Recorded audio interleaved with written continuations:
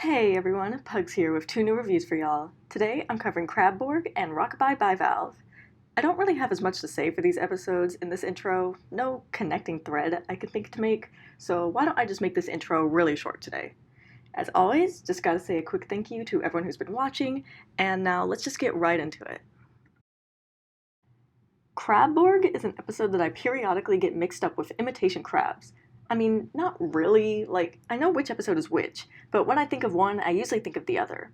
They're associated in my mind, probably because they have the similar theme of Mr. Krabs being a robot. And while we're on this topic, I think that Krab Borg is for sure better than imitation crabs, so let's talk about it. As Chief Executive Officer of Gary the Snail, I love that this episode begins with him and SpongeBob watching a movie together. It's cute.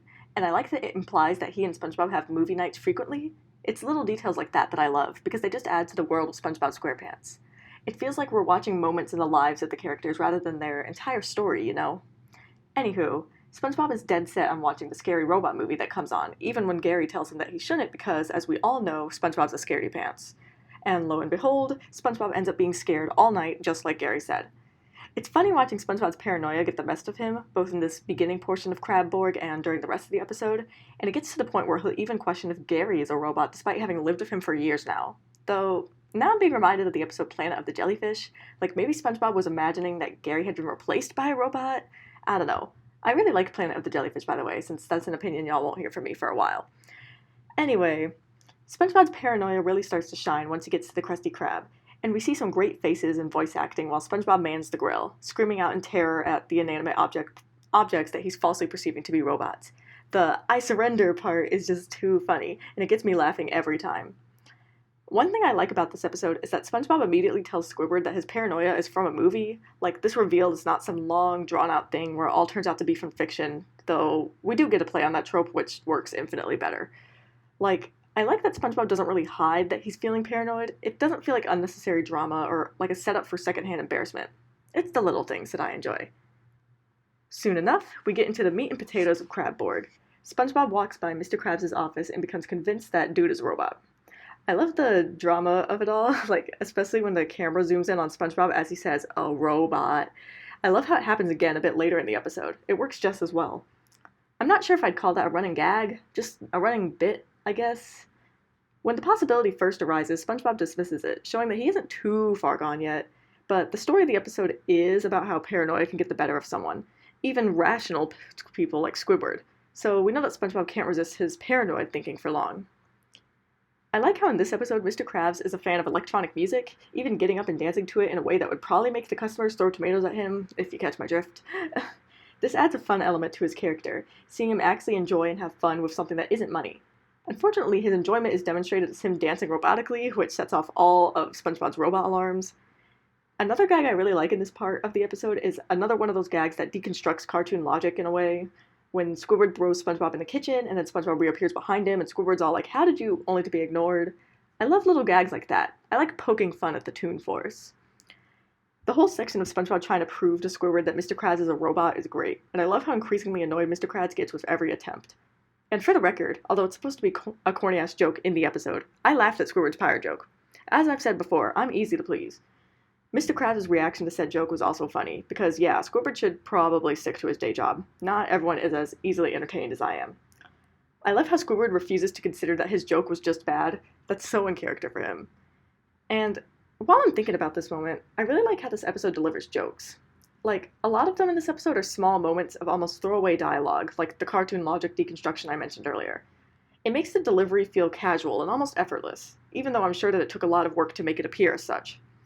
And it helps that the show has really great voice actors as well.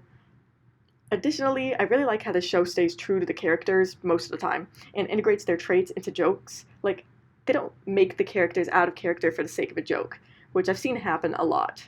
And for some shows, that works, but I appreciate that this one typically does not go down that route. Anyway, the segment of SpongeBob trying to prove Mr. Krabs is a robot reaches its climax when Mr. Krabs barges out of his office with red, burning eyes, seemingly battery-powered, and with a metal, quote-unquote claw for a hand. Though it's funny that claws is something that SpongeBob says robots have, considering Mr. Krabs does have claws, or pinchers, really. Everyone's voice acting is once again great here, and I love the sense of panic exuded between the music, the voice acting, and the visuals. And while I'm here, I've got to mention one of the best bits of the episode, the "not the Navy" line. Just too funny. And it raises a lot of questions too.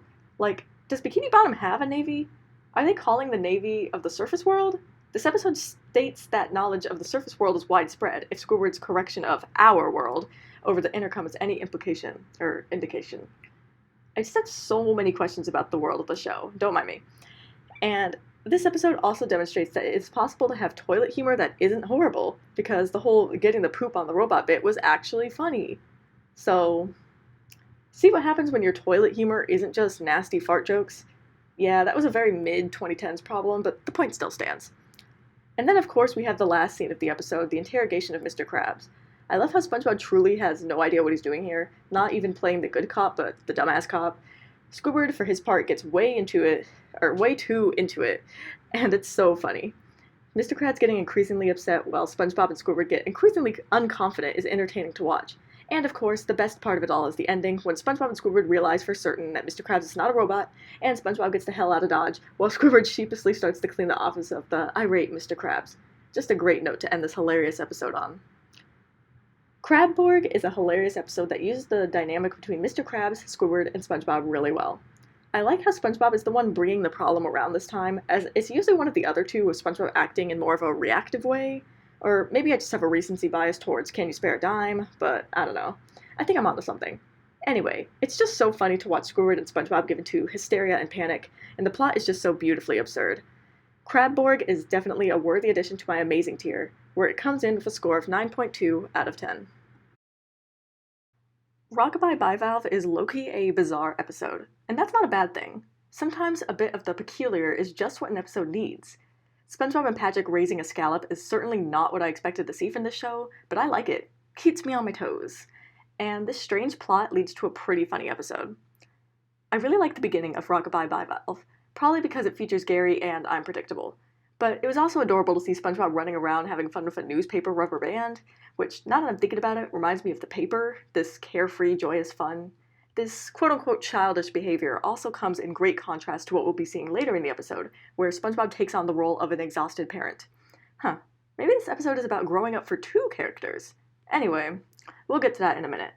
I like how adorably awkward SpongeBob and Patrick's initial interaction in this episode is. Like, Patrick even clears his throat and everything. It's like I'm seeing the origins of my biggest problem with Season 6 in real time. The show does improve on its use of awkward humor eventually, though. Anywho, the plot gets moving pretty quickly, since it's this moment when SpongeBob and Patrick find the baby scallop.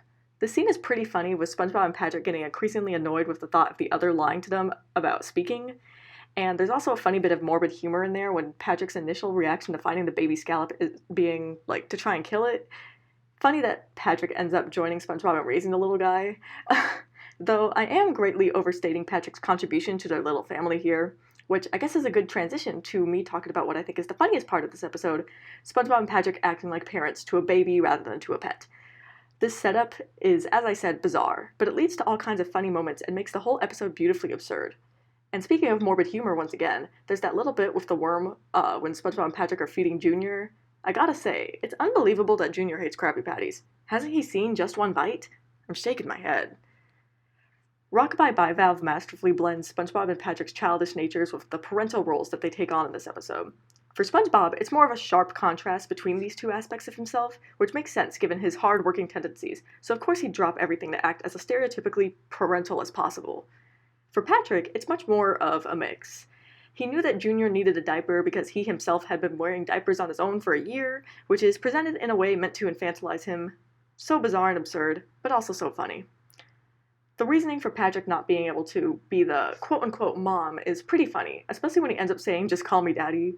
And yeah, this is heteronormative and gender binary enforcing, and the way that this episode presents SpongeBob and Patrick's alternative family structure is something worth laughing at. But it's not like we're surprised by this. And it's funny regardless, even when I do keep that in mind. The ensuing montage of SpongeBob, Patrick, and Junior going about the town is hilarious, and we've got a pretty blatant adult joke in there, but it's so well done that I'm sure kids also understood it. It's one of those jokes with layers. Thinking about this, I wonder if this episode has ever been used as shipping fuel by Pat Bob fans? I mean, SpongeBob and Patrick are literally co-parenting here. That conversation has had to have happened at least once. Also, for the record, not that anyone asked, I don't care for that ship at all. I actually don't ship in this show, period, because I don't care about it for these characters. When I wrote my written reviews, I said I couldn't see the appeal for Pat Bob, but I'm retracting that statement. I can see the appeal as a friends to lovers enjoyer myself, but I don't feel the need to apply it here. There's only 2 ships in this show, not counting any weird incest or bestiality or age gap shit that I'm sure exists out there somewhere, that I absolutely do not like. But I'll just leave it at that for now because I don't feel like being crucified today. Moving on, I like how SpongeBob and Patrick get more entrenched into their hegemonic roles, with Patrick leaving for quote-unquote work and never being at home while SpongeBob has to take care of Junior and literally everything else. It's a great parody of hegemonic gender roles, and even elements of sitcoms, which are of course influenced by said hegemonic gender roles, in my opinion. This section of the episode isn't particularly funny, but it continues to be engaging and entertaining. And just like in Can You Spare a Dime, the French narrator really cements the comedy in this montage section, and it's great. And when SpongeBob finally snaps at Patrick, the scene where he shows Patrick all the dirty diapers is legendary. And it seems like it's just what Patrick needed to get off his deadbeat ass. For about 5 seconds, that is, since he completely forgets about his promise to SpongeBob to be better. Which is typical of the kind of people Patrick is parodying in this episode, that is. It's hilarious seeing SpongeBob and Patrick argue like an old married couple, although the arguments in this episode hold a little more water than that kind of bickering. Honestly, the more I think about this plot, the more adult it is, especially Patrick coming home basically wasted. Though, sadly, I'm sure some kids would have known exactly what was going on here. Some people aren't fit to be parents. Anyway, back to speaking of similarities to my second favorite episode, Rockabye Bivalve is also an example of SpongeBob getting completely fed up, which y'all know I love. I love seeing SpongeBob become increasingly passive-aggressive before deciding screw it and storming over to Patrick's work, which is just his house where he's watching TV. The delivery on overtime is amazing and perfect, as is the face that accompanies it, so it makes sense that this is an iconic moment of the show.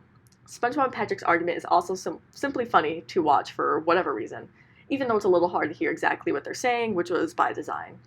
I love that the two get their shit together, though, when Junior is about to fall out the window, although I think that they failed to save him for a second. Seeing Junior fly makes me almost proud as SpongeBob and Patrick, because by the end of the episode, I feel a little attached to him, even if he doesn't gain all that much focus here. Which is a good thing, by the way. That's a problem I was having with Season 12 episodes. One-off characters are at their best for me when they change the dynamics with our existing characters, and the focus is on that. But there are times when one-off characters can be good sources of comedy and entertainment by themselves. But anyway, this is all besides the point. This ending section of the episode has a gorgeous background alert with that sunrise, and I really like the use of shadows in this scene as well.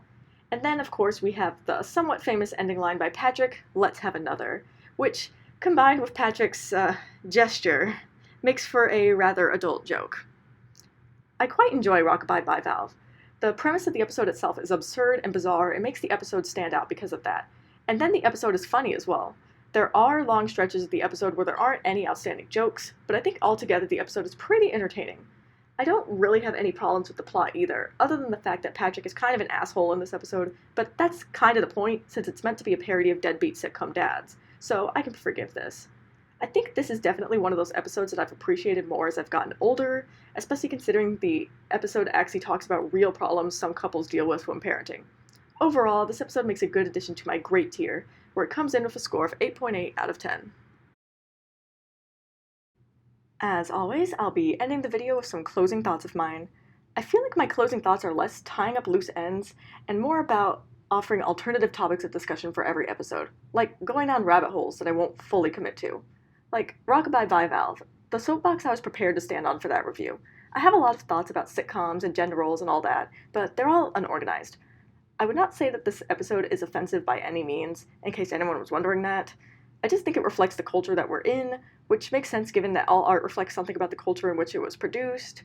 Okay, well, now I'm just really talking about stuff that barely has anything to do with that review, so let me turn back to the episodes. I mean, I don't really have much to say. I feel like Rockabye Bivalve gives me nostalgia, specifically in the form of those old YouTube videos that would be talking about subliminal messages in SpongeBob SquarePants, where the subliminal messages in question were either bullshit or just easy-to-catch adult jokes. What an era. Alright, well, this is getting really unorganized. I'm just gonna end the video here. I'll see y'all in the next review, which, by the way, is gonna be a good one. I lied. There's one last thing I want to talk about. There's one thing that I've been thinking about this week, the week that I write the script, which is the Super Bowl being used as a distraction for Israel to greatly up the genocidal attacks on Palestinians.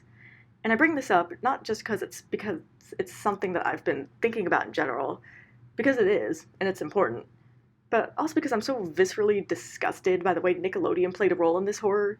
Like, by the way they used fucking SpongeBob to do it. I don't have the time or energy to get into a whole analysis of this. If I wasn't already so swamped in my actual life, I'd probably make a video on this. But just know that I know exactly what that was, and I'm disgusted and horrified. And while my platform on YouTube is small, I will continue to speak on such things because it's the right thing, and it's a necessary thing. And that's why I continue to put resources in my descriptions, out of the hope that at least some of you watching might use them.